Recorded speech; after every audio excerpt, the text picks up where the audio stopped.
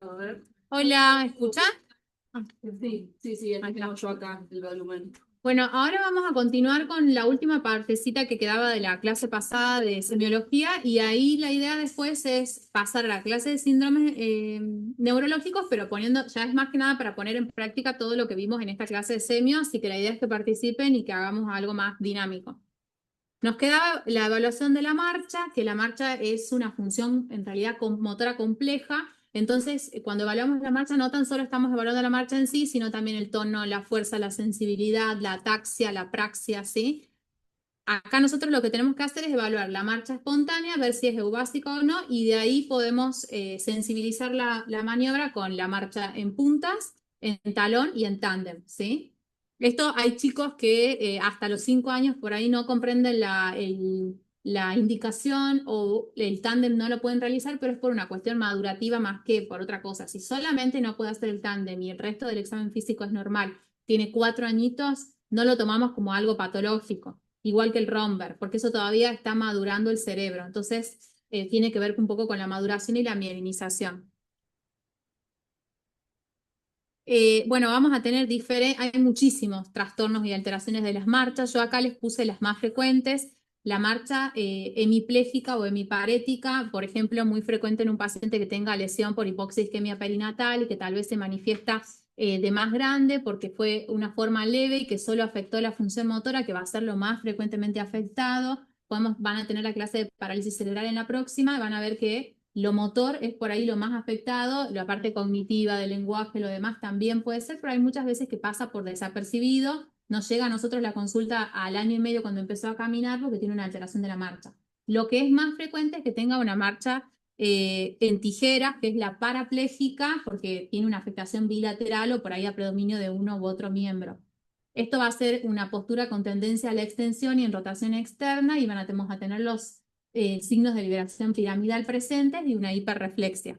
Diferente es de un paciente que tiene una marcha miopática, que también es por debilidad, pero en este caso asociado a una hipotonía y una debilidad muy notoria, sobre todo a nivel proximal. Piensen que todos los pacientes que tienen enfermedades neuromusculares, principalmente del músculo o de la unión neuromuscular, van a tener siempre una debilidad más bien proximal, generalizada pero proximal, de cinturas.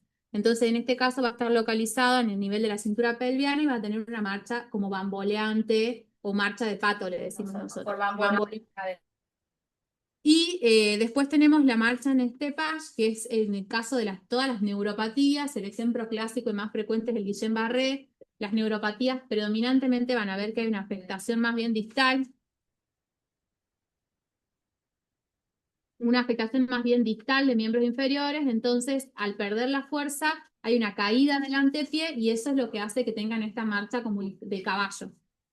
Y bueno, la marcha atáxica, que en este caso puede ser por afectación del cerebelo, del sistema vestibular o de la médula, que sería todo el sistema de equilibrio, ¿sí? Ahora lo vamos a ver un poquito mejor con los diferentes casos clínicos. Hay que saber diferenciar acompañando, no tan solo definir que la marcha es atáxica, pero acompañando los otros datos del examen físico y determinar si la lesión está en cerebelo, por ejemplo, si se acompaña de nistagmus, de dismetría. Si tiene una pérdida de la sensibilidad, pensar que la lesión es más cordonal, o si tiene un romber lateralizado y pensar que es más de origen vestibular, ¿sí? Pero todos ellos, esas tres lesiones, van a tener ataxia. Bueno, la ataxia, que es la coordinación de los movimientos, se evalúa la ataxia estática y la ataxia dinámica. La ataxia dinámica hay diferentes formas de hacerlo. Uno puede hacer la prueba índice-nariz, que es la más fácil. Le hago extender ambos miembros al niño, que se toque la punta de la nariz y vuelva y alterne de miembros superiores, siempre con ojos cerrados. Si yo lo quiero sensibilizar, puedo hacer que el niño me toque la punta de mi dedo, luego la punta de la nariz, la punta de mi dedo, la punta de la nariz, 3 veces para cada uno. O si no, directamente la prueba índice-índice, que es tocar la punta de mi dedo 3 veces en diferentes posiciones de cada brazo. Eso es para miembros superiores. Para miembros inferiores está la prueba de talón-rodilla, en donde yo le pido al paciente que con su talón vaya de las dos rodillas bajando por toda la cara anterior de la pierna 3 veces con cada miembro inferior. Eso es para miembros inferiores. Y la ataxia estática la evalúo ya cuando el paciente está sentado. Pacientes que vienen, ya lo habrán visto en la guardia, por una ataxia aguda incluso no se van a poder sentar, sobre todo si la ataxia es de tronco. Necesitan apoyar los brazos para lograr la sentación. Y después yo lo sensibilizo poniéndolo al paciente de pie con el romber, ambos miembros inferiores juntos, en donde el paciente puede tener solo un bamboleo si es una lesión cerebelosa. No se va a caer el paciente, se va a bambolear, ¿sí? Si tiene una lesión, por ejemplo, vestibular o cordonal, el paciente va a lateralizar el romber hacia el lado afectado. ¿Estamos? Y yo lo puedo sensibilizar, si no me queda claro, ya sea con un pie delante del otro o más fácil parándose en un solo pie. Y ahí veo si el romber se lateraliza hacia algún lado o si es más cerebeloso y en realidad es más como un bamboleo, pero no cae el paciente. Entonces, romber positivo es cuando el paciente cae hacia algún costado, hacia adelante, hacia atrás. Si no cae, el romper es negativo. Y finalmente la sensibilidad, por ahí nos olvidamos de hacer esta prueba, pero es muy sencilla. Recordemos que nosotros tenemos sensibilidad superficial, profunda y todo lo que es la sensibilidad visceral. Eso obviamente no lo vamos a valorar. Pero la sensibilidad superficial tenemos por un lado la clasificación en sensibilidad táctil, térmica y dolorosa, y por otro lado en sensibilidad protopática, que es al tacto grosero, y epicrítica, que es al tacto ligero. Esto lo voy a evaluar con el pincho y toco. Recordemos que la valoración tenemos que conocer los dermatomas y las metámeras, cada raíz medular a qué parte inerva para poder evaluar bien. No nos sirve si hacemos una valoración de la sensibilidad ascendente, toda la cara anterior, toda la cara posterior. Hay que hacerlo en cada lado porque depende de una raíz nerviosa diferente. También se los voy a mostrar más adelante. Nadie se acuerda de esto de memoria, pero sí pueden tener la cartilla o el dibujito a mano siempre. Eso es en cuanto a sensibilidad termoalgésica. De pincha y toca es para sensibilidad superficial y dolorosa. Para la sensibilidad térmica puedo usar 2 tubitos de ensayo o lo que es más a mano, los frasquitos que ustedes utilizan para sacar sangre. En uno pongo agua fría, en otro agua caliente y voy alternando, ¿sí? Eso para sensibilidad. Y luego tenemos la sensibilidad profunda, esto es todo lo que ya les dije. La sensibilidad profunda, que la vamos a clasificar en varestesia, con la sensibilidad a la presión, varognosia, a la apreciación de pesos comparativamente entre una mano y otra, palestesia, que es la vibratoria, y lo voy a hacer con un diapasón, también siempre es comparativo entre un miembro y otro, y la batiestesia, que es la capacidad de localizar dónde está ubicado y en qué dirección cada parte de mi cuerpo. Hasta ahí todo lo que sería semiología. ¿Tienen alguna duda de la clase pasada o de esto? Si no, pasamos a esta otra clase. Vamos entonces con los diferentes síndromes. Nosotros en neurología tenemos un montón de síndromes, y por supuesto que no son solamente los que puse acá. Creo que estos son los más grandes y los que deberían sí o sí reconocer. Después tenemos síndrome de debilidad aguda, síndrome epiléptico, un montón, pero por lo menos estos serían como los 4 más grandes. Van a permitir aplicar también todos los datos semiológicos: piramidal, extrapiramidal, cerebeloso y medular. El primer caso es un paciente de 2 años que consulta por un retraso en la adquisición de la marcha. El resto de las pautas se encuentran conservadas para la edad. Como antecedente perinatológico surge que es un paciente nacido a término por cesárea de urgencia por un Doppler patológico con un Apgar deprimido que requiere maniobras de reanimación e internación durante un mes, pero no trae ningún resumen típico, nos pasa todo el tiempo, solamente referido por la madre. Después tuvo controles pediátricos habituales, como el paciente venía bien, no detectaron nada, a nosotros nos cae a los 2 años de edad. En el examen físico, yo no tenía una foto del paciente, pero igual a esta que encontré, esta postura en extensión de ambos miembros inferiores, con esta posición como en tijeras, le decimos nosotros, todos los signos de liberación piramidal estaban presentes con hiperreflexia bilateral. ¿Qué les parece que puede ser este paciente y qué estudio podríamos pedir? ¿Dónde lo ubicarían ustedes entre estos 4? ¿Piramidal? Puede ser cerebeloso, medular, extrapiramidal. No sabemos, por lo menos con los datos que les dije, no. Bien, entonces, síndrome piramidal. ¿Qué estudio puedo pedir como para tratar de acercarme a corroborar mi diagnóstico? ¿Qué neuroimagen pediría? Una resonancia, lo ideal, en condiciones ideales. En nuestro medio, difícil que nos den una resonancia para un paciente de estas características. Crónico, nada urgente, le pedimos una tomografía. En las tomografías, lesiones, se pueden observar lesiones cuando son lesiones de mayor tamaño, de mayor gravedad. Se puede ver este cambio en la densidad de la señal a nivel periventricular, es lo más frecuente. Bilateral, vean cómo están hipodensos. También hay un poco anterior, pero principalmente es posterior, esto es lo más frecuente. Se puede ver también un tironeamiento de los ventrículos. Acá no es tan notorio, pero miren cómo se deforma el ventrículo. Eso es porque esto es como una cicatriz retráctil, por decirlo de una manera más que se entienda un poco mejor. Y puede verse también, obviamente, ventriculomegalia, aumento de los espacios subaracnoideos, pero lo que sí se puede detectar es la leucomalacia periventricular, se llama este ciclo. Si no lo veo, si yo ya tengo esta tomografía compatible con todos los antecedentes, no le pido a este paciente una resonancia. No gasto ese recurso en un hospital público porque ya lo estoy viendo en la tomografía. Si la tomografía es normal, yo sigo pensando que podría ser una injuria perinatal, pido la resonancia para poder corroborar el diagnóstico. Si es normal, entonces tengo que empezar a pensar exámenes, diagnósticos diferenciales. Ahí ya va a entrar el especialista, ¿sí? Pero en este caso, esto tranquilamente lo puede hacer el diagnóstico un pediatra también. Entonces, recordemos, la vía piramidal nace en la corteza frontal. Esto es solamente un repaso para que se entienda, pero no es la idea de hablarles de toda la anatomía, pero recordemos que todo lo que sea prerolándico está el área motora. El área motora principal, primaria, que es el área 4, y la secundaria, que es el área 6. Toda la corteza motora se va a encargar, la corteza frontal se va a encargar de una función motora. O sea que si tenemos una lesión a nivel de corteza frontal, el paciente seguramente va a tener algún déficit motor. Y si no, la lesión puede estar en toda la vía piramidal, como ocurre en este paciente. O sea, por acá viene la vía piramidal. Entonces, este paciente tenía lesión ahí, no en la corteza en sí. Recordemos que después, esta es la primera neurona, los axones van bajando siempre por la parte anterior del tronco, mesencéfalo, protuberancia y bulbo. ¿Y decusan, se acuerdan a qué nivel? ¿A qué nivel ahí está la decusación motora o de la vía piramidal? Mesencéfalo, protuberancia o bulbo. En bulbo, claro. Entonces, toda lesión que esté arriba del bulbo va a producir un signo contralateral. Si este paciente hubiera tenido una lesión solo acá, va a tener una paresia del lado izquierdo, o sea, del otro lado. Si la lesión está por debajo del bulbo, como vamos a ver después en medular, por ejemplo, va a estar del mismo lado de la lesión. Eso es importante. Recuerden entonces que la decusación es en el bulbo y siempre es anterior. Todo lo motor es anterior. Bueno, entonces acá nosotros lo clasificaríamos como una paresia, parálisis, si es completa la debilidad. Es muy infrecuente.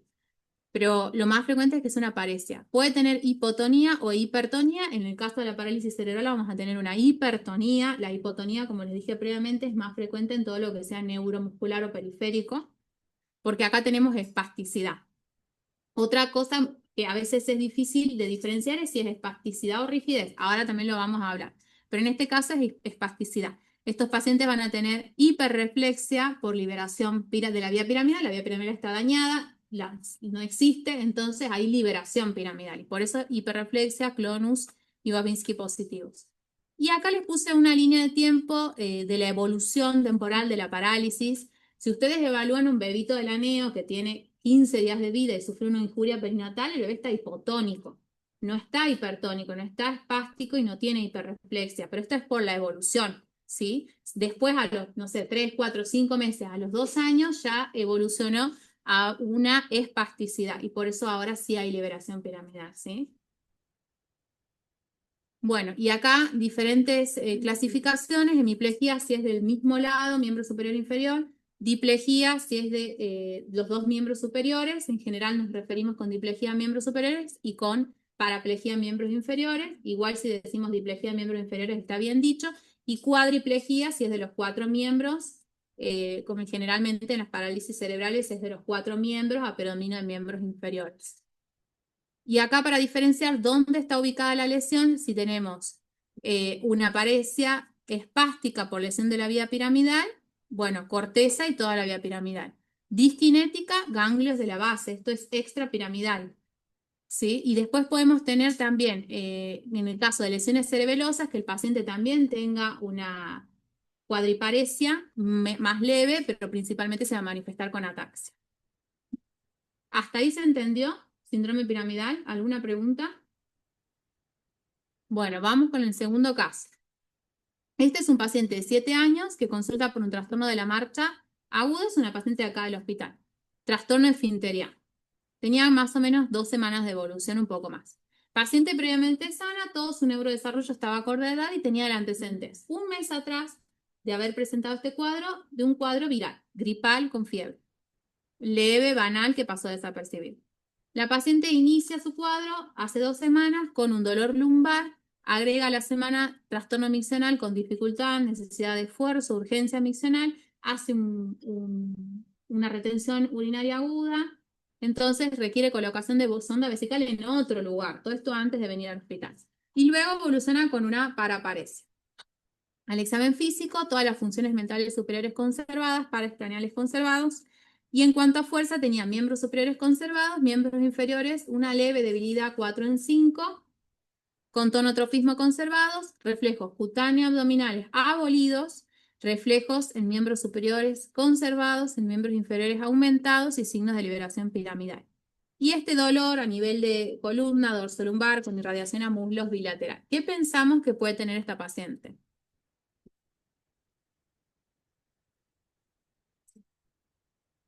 ¿Qué le puede estar pasando? ¿O hay algo más que quieran saber?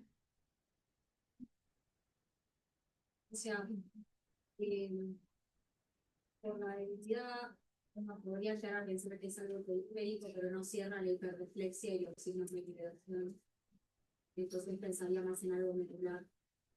Bien. ¿Y qué más te orienta a pensar en algo medular ahí? Sí, exacto. Un paciente que tenga, no sé, una ACV no tiene por qué tener compromiso esfinteriano, si algo que esté muy comprometido el sensorio. Pero esta paciente está perfecta de todos sus sensorios, funciones mentales superiores. O sea, hay algo más abajo que le está generando este trastorno miccional o esfinteriano, ¿sí? Sumado a la debilidad y sumado a que tenía también compromiso sensitivo que acá no está puesto porque es la historia clínica del inicio. La mayoría de las veces no lo ponemos, ¿sí? Pero está mal, habría que ponerlo. Y a las pacientes o los pacientes que pensemos que tiene algo inflamatorio, recuerden, siempre hay que tomarle la agudeza visual también. No esperar a que oftalmo le tome. Tomémosle nosotros porque pueden asociar una neuritis. Y si no lo, hay muchas veces nos pasa que pacientes no lo refieren. Si nosotros no lo pesquisamos, se nos pasa. Y después lo diagnosticamos por resonancia. Entonces, le pedimos la resonancia. Una paciente que viene por una paraparesia, un trastorno misional o alguna cosa que nos haga pensar en una lesión medular agudo, es urgente pedirle una resonancia. No puede estar 2 semanas perdiendo tiempo esperando una resonancia. Es urgente. Después a que puede pasar, que se demore, pero ustedes tengan el concepto, porque de acá la mayoría no va a estar en este hospital, tengan el concepto de cuando están solos, que síndrome medular agudo es indicación de resonancia de urgencia. Si el paciente viene con un día de evolución, pensemos si no tiene un traumatismo, un shock medular, capaz algo no inflamatorio, y que sea mucho más urgente incluso. Entonces siempre hay que pedir una reso, aunque sea de médula. Y miren acá toda la lesión tremenda que tenía. Vean que la médula tiene que ser de esta intensidad y está todo blanco acá. O sea, tiene una inflamación en la médula que nace a nivel cervical, casi en bulbo les diría, y miren cómo continúa hasta segmentos bajos. Y acá en esta parte de abajo está engrosada la médula. Fíjense cómo viene el diámetro y acá se hace mucho más gorda. O sea, esta paciente tiene una mielitis longitudinalmente extensa, ¿sí? Es grave esto. Y grave es que se haya demorado también tanto. Piensen que la paciente ya venía con 2 semanas de evolución, le habían puesto una sonda, nadie le había pedido una resonancia en otro lugar, no acá, ¿no? Pero ya viene con delay en el tratamiento y es un signo de mal pronóstico el delay en el tratamiento. ¿Qué tratamiento le tenemos que dar a esta paciente? Se les ocurre solo si lo saben, si no, no importa. Corticoides, pulso ya, ¿sí? Para evitar la secuela. Bien, entonces, esto es la causa por ahí más frecuente que nosotros vamos a ver en este hospital, pero hablemos del síndrome medular en general. Va a tener un compromiso motor, sensitivo y esfinteriano. Ese es el síndrome medular completo. Puede pasar que el paciente tenga o síntoma motor o sensitivo o esfinteriano, depende de dónde esté ubicada la lesión. Pero el síndrome medular clásico completo tiene que tener estas 3 cosas. Recuerden también, tampoco es para que se acuerden de toda la anatomía, pero sí recordemos más o menos dónde están ubicados los diferentes fascículos en la médula. Lo motor, ¿se acuerdan en qué parte estaba? ¿Anterior, lateral o posterior? Ya lo dije antes. Anterior. Siempre los motores anterior. Baja por el bulbo, se decusa, en la decusación de las pirámides, todo anterior. Sigue hasta la segunda neurona motora, motoneurona alfa de la raíz anterior de la médula espinal y por ahí sale. Esto es motor. Si yo tengo una lesión solo acá adelante, lo más probable es que tengamos afectación motora pura, ¿sí? Bien. Y después tenemos posterior, un haz muy importante, un fascículo muy importante que ya es sensitivo. Los sensitivos son vías ascendentes, nacen en la médula y siguen para arriba. Fascículo grácil y cuneiforme o Goli Burdach, que antes lo conocíamos. Esto va a llevar la información del tacto vibratorio, la presión y la posición, todo lo que sea protopático, ¿sí? Posicional, propioceptivo. Y luego tenemos el haz espinotalámico, que antes se dividía, o incluso en algunos autores lo siguen dividiendo, en anterior y lateral. Hay muchos autores que hoy en día dicen que es un solo haz, un solo fascículo espinotalámico. Pero hay algunas fibras que son más laterales, que van a llevar la información del dolor y la temperatura, y las que son más anteriores, de la presión y el tacto, pero con un papel más secundario. Y de ahí, ahora recuerden y retengan esta información, porque dependiendo de dónde esté ubicada la lesión, cuál es la sensibilidad que va a estar afectada, y por eso no solo tengo que limitarme a hacer el pincho y toca, sino también ver la temperatura, ¿sí? La sensibilidad a la temperatura. ¿Y se acuerdan dónde cruzaban cada uno de estos? ¿Se acuerdan el Goli Burdach dónde cruza? ¿O dónde decusa la decusación sensitiva? ¿Es en la médula o es en el tronco? No, en el tronco. En el tronco, bien. Entonces, ¿qué pasa si yo tengo una lesión medular? La pérdida de la sensibilidad va a estar del mismo lado o del lado opuesto. Del mismo lado porque se decusa arriba. Y el haz espinotalámico, ¿se acuerdan? Sí, o sea, creo que es un nivel por encima, por debajo más. Decusa dentro de la médula. Hay vías directas, obviamente, pero para que así, en términos generales, acuérdense que el espinotalámico va a decusar en la médula. Bueno, retengamos esa información entonces ahora para los siguientes casitos, ¿sí? Este es el dibujito que yo les mencionaba, que ustedes tienen que tener siempre a mano. Vean acá, por ahí es imposible acordarse de todo esto, pero sí sepan que todo lo que sería tronco es horizontal y miembros es vertical. Eso para la evaluación es importante. Ustedes después le hacen, si tiene una pérdida sensitiva de la cara externa, de la pierna, bueno, después se fijan en este cuadrito y van a ver que la lesión está en el 5 y así tratamos de ubicar el nivel sensitivo. Nosotros a nuestros pacientes le pedimos médula completa, pero por ahí puede haber algún lugar en donde les pidan, o por, ya sea por tiempos o en adultos, por ejemplo, eso suelen localizar y enfocar bastante. Como en pediatría es más difícil el examen físico, nosotros, digamos, convencionalmente se le hace médula de todo. Pero puede pasar que le pidan que localicen la lesión y ustedes digan, bueno, ¿pero qué le pido? ¿Médula cervical, médula baja? Para eso sirve. Y acá nosotros tenemos un montón de síndromes medulares. Les voy a mencionar los más importantes, los que más van a ver ustedes. Son el síndrome de sección medular completo, que esto, por ejemplo, puede pasar en un tumor compresivo, en un shock medular de origen traumático, o en una mielitis transversa, que puede ser de causa inflamatoria o infecciosa, ¿sí? Esas serían como las causas más frecuentes. Acá vamos a tener pérdida de todas las funciones por debajo de la lesión. Sensitiva, motora y esfinteriana. Todo por debajo de la lesión.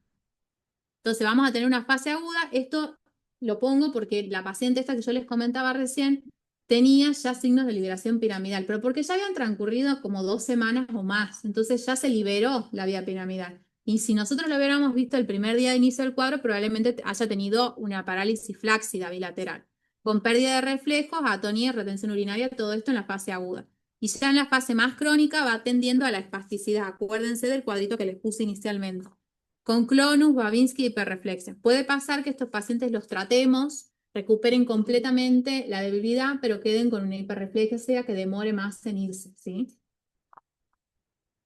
Síndrome de hemisección medular, se llamaba antes síndrome de Brown-Séquard. En este caso, tenemos sola una hemimédula afectada. A ver si le puse acá el dibujito, ¿sí? Y acá vamos a tener afectado, pensemos, la función motora va a estar afectada del mismo lado o del lado opuesto.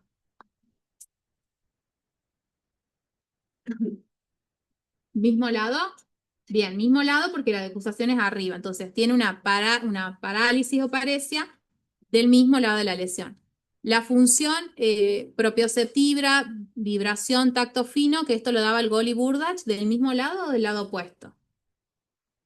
Bueno, ahí está puesto igual, ipsilateral, del mismo lado porque la decusación es arriba. Y la pérdida del dolor y la temperatura es del otro lado de la lesión. Y esto se llama síndrome medular cruzado, ¿sí? Esto puede pasar también en causas compresivas como hernias, tumores, y también en cualquier causa inflamatoria. También puede pasar que esté, sobre todo las esclerosis múltiples son más laterales, por ejemplo, y van a dar estos síndromes medulares más incompletos o hemisección. Bueno, después tenemos el síndrome tabético de la columna posterior. Yo les mencioné muchas veces cuando hablaba de la marcha por ahí, de la ataxia, cordonal posterior, les decía yo. Porque todo lo que es cordonal posterior, ya lo vimos recién, tiene que ver con el tacto también y con la presión. Entonces, estos pacientes que tienen pérdida de esta función del tacto y la presión para caminar necesitan apoyar muy fuerte para poderse, porque no lo sienten, ¿sí? Para caminar apoyan fuerte, entonces se llama marcha taloneante o taconeante. Esa es la marcha que antes se llamaba tabética en los pacientes con sífilis terciaria, bueno, de hace 1000 años, ¿se acuerdan? Que con la facultad estudiábamos eso. Nosotros en pediatría lo vemos, por ejemplo, en el déficit de vitamina B12. Estos pacientes pueden venir por un trastorno de la marcha de causa sensitiva. No tiene debilidad, pero sí tiene una pérdida de la sensibilidad profunda, ¿sí? Y da esta marcha taloneante. Unos pacientes diabéticos también se puede ver esto. ¿Se entendió? Es todo lo que está acá en el dibujito. Bueno, lo que ya les dije, neurosífilis, deficiencia de vitamina B12, menos frecuente, isquemia medular, las enfermedades mielinizantes siempre están presentes en nuestras causas, ataxia de Friedrich y alteraciones metabólicas. Marcha táxica, el romper es positivo, como ya lo habíamos hablado, y tienen un dolor importante, porque estamos hablando de sensibilidad. El dolor igual puede no estar presente. Después tenemos el síndrome de la arteria espinal anterior. Recordemos la irrigación de la médula, ¿se acuerdan cómo era? Teníamos una arteria espinal anterior y 2 posteriores. La anterior irrigaba los 2 tercios anteriores, las posteriores el tercio posterior. Como son 2 versus 1, siempre es más frecuente que se infarte la anterior. Esto lo van a poder ver en el postquirúrgico de pacientes con API, que nosotros tenemos acá. No es muy frecuente, pero puede pasar, es una complicación. Y después también en pacientes que hayan tenido algún trauma, por ejemplo, y que al día siguiente evolucionan con una paresia, piensen que puede tener una isquemia, ¿sí? Esto característicamente da, no me acuerdo si puse, acá les puse, bueno, acá en esta se ve hermoso, en el corte sagital, miren este brillo, todo anterior, ¿lo ven? Donde está la flechita, se ve. Y acá típicamente la imagen en ojos de búho se llama. Diagnóstico diferencial de esto, antes, en la era prevacinal, la poliomielitis daba esto, daba esta parálisis flácida por lesión de astas anteriores en ojos de búho. Nosotros hoy en día no tenemos polio en nuestro país, pero sí tenemos otros enterovirus y también vimos casos así. Entonces puede ser de causa infecciosa o causa isquémica, ¿sí? Ya se los puse ahí, estos pacientes típicamente van a tener un déficit motor bilateral. Pueden tener una pérdida sensitiva bilateral, pero de los haces espinotalámicos anteriores, es decir, dolor y temperatura. ¿Está bien? ¿Se entendió? Lo que sí va a estar conservado es la propiocepción y la vibración, porque esto es de la parte de los cordones posteriores. ¿Hasta ahí entendieron? ¿O voy muy rápido? Después yo se los pásenme si quieren algún correo y yo se los paso, porque ahí les puse los dibujitos así ya le quedan. Y después tenemos, creo que este es el último de los medulares, el síndrome del cono medular. Acá específicamente afecta segmentos bajos, entonces tenemos sobre todo una pérdida de la sensibilidad en silla de montar, recuerden esa parte, y todo el compromiso esfinteriano. Esto es también muy frecuente en pacientes con traumatismos por caída o horcajadas, pero también nosotros en neuro lo vemos en causas desmielinizantes, sobre todo el anticuerpo asociado MOG, da todo lo que es cono. Bueno, ese por ahí es más especialista, pero como un dato, después seguro en la clase de desmielinizantes se lo repite. Esto ya les dije, acuérdense, la pérdida de la sensibilidad en silla de montar y todo lo que sería síntoma esfinteriano y puede haber una debilidad distal, de miembros inferiores distal. Bueno, acá yo les dejo los cuadritos de todos los tipos de lesiones medulares, comparativamente, donde está ubicada la lesión, las etiologías principales y qué síntomas y signos encontramos. Acá también este es complementario, ¿sí? Está muy bueno. Ahí les va mostrando la lesión, el síndrome medular completo, la hemisección. Este es del canal central. Este es del canal central también. Esto es todo el síndrome cordonal posterior y ante la arteria espinal anterior. Síndrome medular para mí es el mejor, el más lindo, el que más me gusta, pero es complicado, así que si tienen alguna pregunta me dicen. Pasemos al tercer caso, son 4. Este es un paciente de 6 meses de edad que consulta por irritabilidad y llanto frecuente desde los primeros días de vida. Este también es un paciente que tuve yo, así que es real. Con postura no pistótonos, con presión cefálica a la derecha en concomitancia con crisis de llanto. Refiere buen descanso nocturno, esto no le imposibilita dormir, como antecedentes perinatológicos. La madre, bueno, no había realizado un buen control del embarazo, tampoco tenía anotado bien todos los datos, estas son algunas cositas que habíamos encontrado. Tuvo una colestasis materna, nació por cesárea por ruptura prematura de membranas, a término con un peso medio bajito, con un Apgar normal, pero sí refería a la madre al interrogatorio dirigido, que se había puesto amarillo, pero que no lo habían puesto en lámpara y no teníamos anotado el valor máximo de Billy. Pero bueno, era un dato importante en nuestro paciente. Evoluciona con un retraso del desarrollo global, sin sostén cefálico, sin sedestación, tendencia a los puños cerrados con inclusión del pulgar, no se mira las manos, no lleva mano a línea media, no pasa un objeto de una mano a otra, no agarra el solajero que se le ofrece. Bien, el examen físico como importante, en este momento normocéfalo, tenía una doble, me parece, a predominio derecho, una hipotonía axial que le generaba todo este retraso motor y tenía una leve hiperreflexia en miembros inferiores. ¿Se les ocurre qué puede ser que tenga este paciente?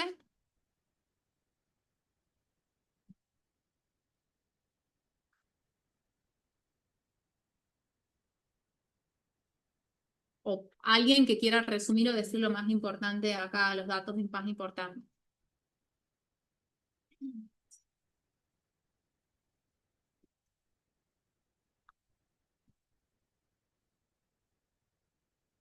A ver, ¿es un paciente sano? No, tiene 6 meses, o sea que es un lactante.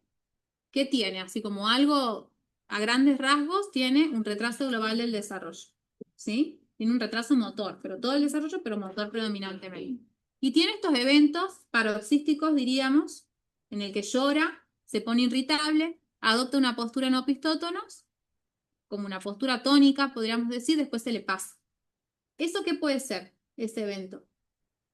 O sea, si a ustedes les llega este paciente llegó por la guardia, ustedes lo van a consultar a neuro. ¿Qué les parece que puede estar teniendo este chico? Diagnóstico diferencial, lo que se les ocurra, no pasa nada si no es eso. Convulsión, inicio convulsivo, Bueno, es una opción. Sí, tenga lateral, sí, tipo a nivel sistema nervioso central, contralateral a todo lo que tiene que ver, o sea, el lado izquierdo. bien. Bueno, entonces una opción es que tenga una crisis epiléptica estructural. Bien, ¿qué otra cosa, qué otro diagnóstico diferencial? Algo que también es paroxístico, que genera dolor y por eso el bebé llora, porque una crisis no tiene por qué llorar, salvo que sean espasmos, pero no tiene espasmos este paciente. No tiene, una convulsión no tiene por qué llorar. Este paciente llora y está irritable porque le duele algo. Hace esa postura en opistótono, conversión forzada a la derecha, le está doliendo eso y por eso llora. ¿Se les ocurre que puede ser eso? ¿Una distonía? Una distonía. Bueno, y pueden, de acá, de estos datos que yo les puse, inferir cuál puede ser la causa. Capaz que esto no lo vieron nunca, entonces no, por eso no se les ocurre, pero entre los datos que yo les puse acá hay algo que es importante. La ictericia. ¿Sí? Nosotros, o sea, yo me acuerdo que cuando hacía pediatría o antes en la facultad hablábamos del kernicterus como si fuera algo que no existe. O sea, tenemos un montón de pacientes con kernicterus porque por ahí no todos los pacientes nacen en hospitales de alta complejidad adecuados por ahí para recibir un bebé de un embarazo de mayor riesgo y hasta que son derivados se demora. Este paciente la madre ni siquiera refería a la luminoterapia, capaz la recibió pero no sabemos cuál fue el valor máximo de Billy. Y valor máximo mayor a 20 es un factor de riesgo para kernicterus, o sea que eso tenganlo presente. Acá les cuento, bueno, les pedí a este paciente sí, le pedí una resonancia porque en la tomografía no se iba a ver nada. Y vean cómo tiene todo esto hipointenso. Está negro acá, ¿sí? Miren esta, en el T2, cómo se ve. Esto sería ganglios de la base. Ubiquen por lo menos acá ganglios de la base. Específicamente más estaba afectado los globos pálidos en este paciente. Entonces, acá, ¿de qué síndrome estamos hablando? Extrapiramidal porque afecta los ganglios de la base y sí es estructural, como decía el compañero, pero esto no genera convulsiones, genera crisis distónicas, todo lo que sea un síndrome extrapiramidal. Después les puede pasar que un paciente tenga una parálisis cerebral espástica distónica y asocia epilepsia y bueno, se complejiza todo y es difícil saber, ¿sí? Pero ustedes piensen que si el chico llora y adopta una postura tónica anormal, probablemente tenga dolor y por eso llora y es una crisis distónica y no convulsiva.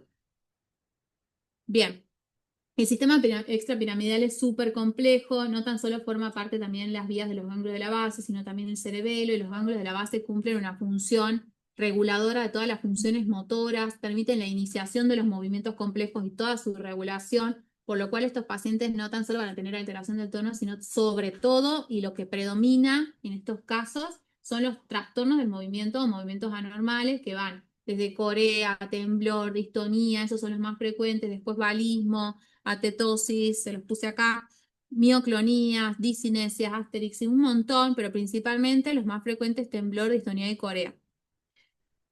En adultos es más frecuente el Parkinson, entonces es como el clásico de ellos. Nosotros tenemos síndromes parkinsonianos que no son frecuentes, por eso no se los menciono, pero sobre todo esto sería como por déficit, es negativo, o sea, no se mueven, son aquinéticos, en cambio nosotros solemos ver los que sean por exceso de movimiento. Y acá esta es una postura distónica, bien clarita. O sea, es una alteración del tono también, pero no es por lesión de la vía piramidal, no tiene aumento del tono, sino tiene una distonía. Y acá, bueno, yo les puse, esto no hace falta que sepan con tanta especificidad dónde está ubicado cada ganglio de la base, solo sepan que esta zona están los ganglios de la base por lo menos, putamen y globo pálido, el caudado, después más abajito acá, no se ve en el corte coronal, en general lo ven más en el axial, los tálamos y los núcleos subtalámicos. Bueno, acá les puse una paciente mía que consultaba solo por esto. Un temblor tremendo, era de triple, tanto de acción postural como reposo, sobre todo de acción. No podía ni escribir esta paciente. En la escuela estaba teniendo muchas dificultades escolares, todavía no sabemos qué tiene, pero sí tiene una enfermedad neurodegenerativa que afecta a los ganglios de la base y que le pedimos ya el estudio genético para ver si le encontramos algún gen. Bueno, puede ser una simple manifestación como esta, un temblor y nada más. Distonía y todo lo demás también. Bueno, esto es extrapiramidal, ¿se entiende? Y el último caso es una paciente de 12 años, también es una paciente mía, de sexo femenino, previamente sana, que consulta, ya esto fue en el 2022, por un trastorno de la marcha con inestabilidad y aumento de la base de sustentación, que agrega luego vómitos y que como dato importante refería 10 días previos al cuadro, un cuadro de vías aéreas superiores febril, un cuadro febril. En el examen físico, la paciente tenía las funciones mentales superiores conservadas, tenía un trastorno del lenguaje, pero en realidad articulatorio, con una disartria, una palabra escandida. Y en el examen de pares notábamos que tenía una exotropía derecha, un nistagmus horizontal bilateral. Y luego en la marcha, sobre todo se notaba el aumento de la base de sustentación con inestabilidad, no lograba el tándem. El romber era negativo, aunque tenía inestabilidad, y tenía dismetría predominio izquierdo. ¿Qué les parece que puede tener? ¿Qué síndrome? Tiene todo de cerebeloso. Tiene la ataxia, el romber es negativo, como les decía, el nistagmus y la dismetría y la disartria. Todos los síndromes cerebelosos. Esta es la paciente.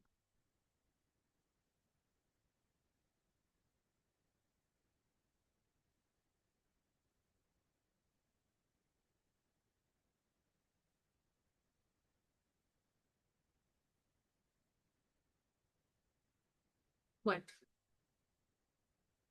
entonces, hablando de síndrome cerebeloso, sepamos que el cerebelo se divide en 3 partes. Esta clasificación sigue vigente de arquicerebelo, que da todo lo que es equilibrio y postura, paleocerebelo, tono muscular, y neocerebelo, coordinación motora, movimientos voluntarios. Entonces, dependiendo de dónde está la lesión, lo más probable es que si tenemos una cerebelitis, por ejemplo, infecciosa o inmunomediada, sea todo el cerebelo. Pero dependiendo de dónde está la lesión, vamos a tener los síntomas que se manifiestan. Y el síndrome cerebeloso, a grandes rasgos, se caracteriza por hipotonía porque regula el tono. Reflejos pendulares, ataxia estática y dinámica, con las pruebas de tanto en la marcha, el romber, la metría, todo eso. En general, si es afectación del vermis, van a tener más ataxia de tronco, ¿sí? Más se va a poner de manifiesto por ahí sentado o parado, pero tal vez la metría está conservada en miembros superiores e inferiores. Y si es más de algún hemisferio cerebeloso, dependiendo de cuál, se va a poner de manifiesto la dismetría. Adiadococinesia, que es la imposibilidad de realizar movimientos rápidos y alternantes, y esto por la función de equilibrio, con descomposición del movimiento y temblor de intención, alteración de la marcha, con inestabilidad y aumento de la base, la disartria y el nistagmus, que va a depender también, si puede ser en general multidireccional, si está todo el cerebelo tomado, y si es de algún hemisferio, por ahí va a lateralizar.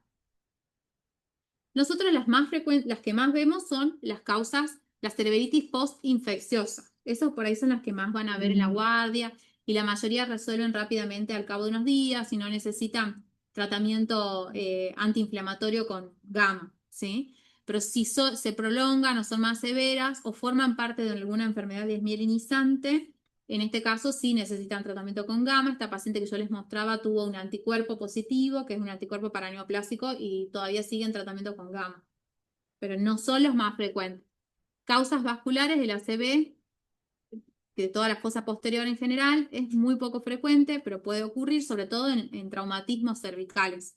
Las causas traumáticas degenerativas, que las vemos también acá, la ataxia de Friedrich, y otras causas degenerativas espinocerebelosas, deficiencias vitamínicas, la vitamina E no es frecuente, pero hemos tenido pacientes, y tóxicas también. Por ejemplo, lo más frecuente es que sea tóxico, ¿sí? Intoxicación con marihuana, cocaína o incluso con fármacos anticrisis como la difenilidantoína también lo puede producir, el mismo lorazepam, fenobarbital. Y bueno, después las causas tumorales. Y creo que ya terminé. Sí. ¿Alguna pregunta? Me parecía por ahí mejor mostrarle directamente casos. Hay otros síndromes, sí, pero me parece que con que sepan estos, que son los que más van a ver en la guardia, está bien. Y después los síndromes epilépticos los veremos en otra clase. las enfermedades desminimizantes también van a tener clases, ahora van a tener clases más específicas.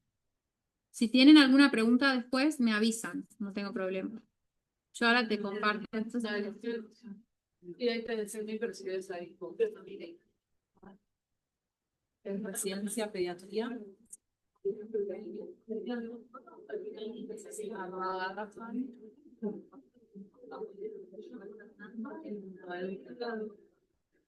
¿Sí?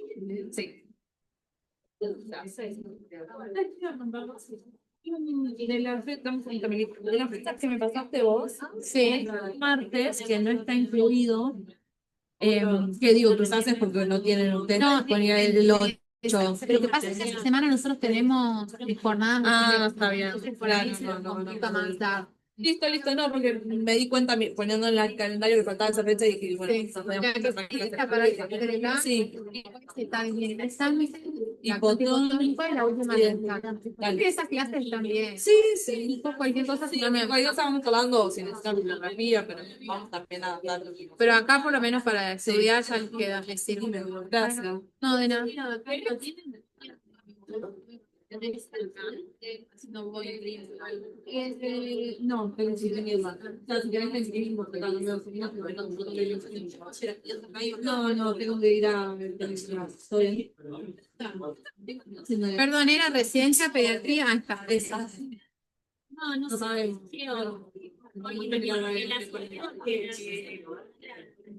Pero no